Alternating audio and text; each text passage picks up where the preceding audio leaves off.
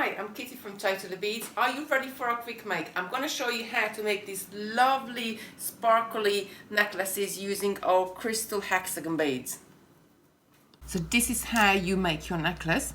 You need to use a stringing material. I love using tiger tail. Tiger tail is a nylon coated steel wire. You're also going to need a clasp, but a clasp of your choice. You don't necessarily have to do a lobster clasp. I'm choosing a lobster clasp because it's quite nice and neat and little to your finish. You're going to need a couple of culottes for the end of your necklace. You're going to need a couple of jump rings, and you're going to need some crimp beads to hold it all together. If you want to make earrings, then you're going to need a couple of air wires and a couple of head pins to string your beads on, and we're going to dangle them down. So I pre-strung my string here, as you can see. Now it's entirely up to you how many crystals you use on your necklace. You can use 5, you can use 7, you can use 11, or you can do a whole row if you like. I've taken a couple of, I think it's the second smallest size out for my earrings, and then just continued stringing up. I'm also using these hematite rondelle beads, these 4mm rondelle beads. They're just lovely. They give a really nice finish for complementing the crystals right there. So string your beads on your tiger tail, and then you're going to do your ends. So to secure your ends, once you strung your necklace on, you want to take the end of your tiger tail. You're going to take one of these culottes, these like two little balls stuck together. I'm going to go through the bottom and slide it down. I'm going to take a couple of crimp beads. Now it's up to you if you crimp it once or crimp it twice.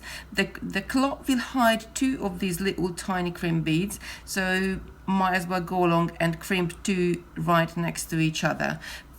This is your weakest point in your necklace, so crimping it twice just gives you an extra bit of security, especially when you're making bracelets. So I just put the crimp beads on there, and I'm just going to squeeze them out with my pliers, and then bring the other one up next to it and squeeze it again there. Then I'm going to pull this cloth right up, and again with my pliers I'm going to shut this cloth, and that's my end is secure. The crimp beads are not visible, they're inside those little balls what I told you earlier. Now I'm going to bring the beads up so they are against this cloth and do the other end. Now you're going to do exactly the same here. So you're going to put a cloth on again from the bottom, let it fall all the way down.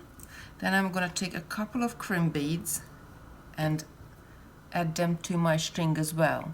Now it's a little bit trickier to crimp them this side, because the other side you had loads of room, but here I like to hold it dangling, my necklace dangling down. Then I can go with my pliers from the top, and then let me just hold it this way so you can see it better, and then I can grab both of the crimp beads and squeeze them right down.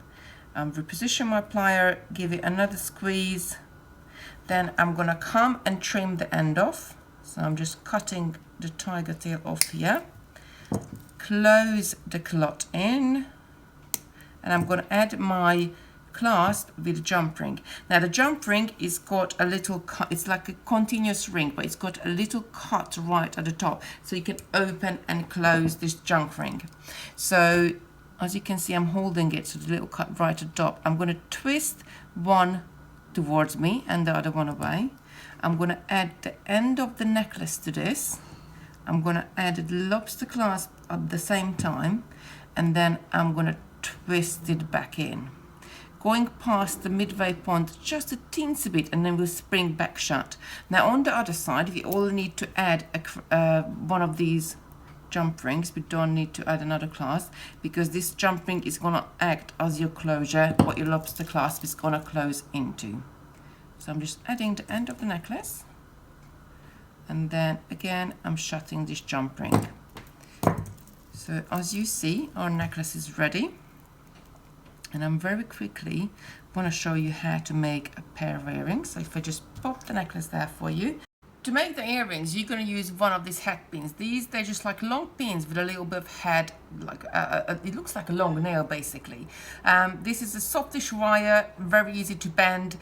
You can form different shapes with it. Now what I'm going to do, I'm going to take my bead and I'm going to put it straight on there. As you see, the nail bit at the bottom is going to stop it falling off of it.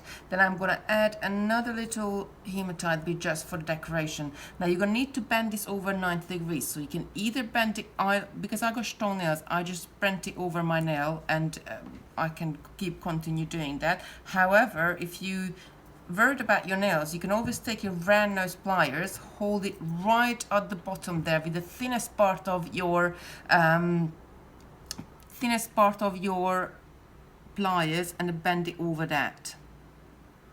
So again, we got our 90-degree bend. Now you need to trim this. I like to leave about ½ an inch, or maybe like just a tiny bit less there. The bigger length you leave here, the bigger your loop is gonna be. So I'm just gonna go ahead and trim this down. And then I'm gonna take my round nose pliers.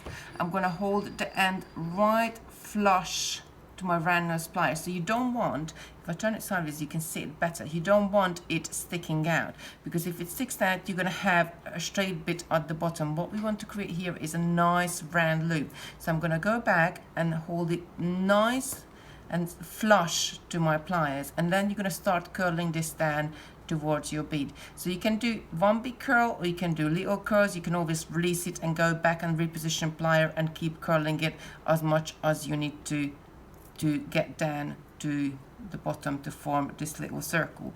Now if it looks like a little P or a shepherd's hook, as some people would say it, you can always insert your round nose pliers in there and slightly tweak it so it's nice and centered. Once you've done this little loop on that, then you're going to take your air wire. Now your air wire has got a loop on the bottom as well.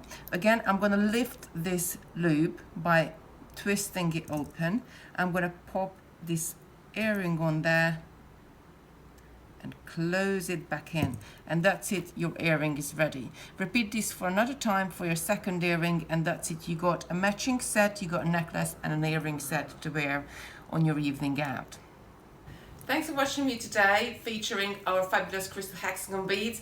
I hope to see you for another quick make very soon. If you have any pictures using our crystal hexagon beads, please post it below. I love to see them.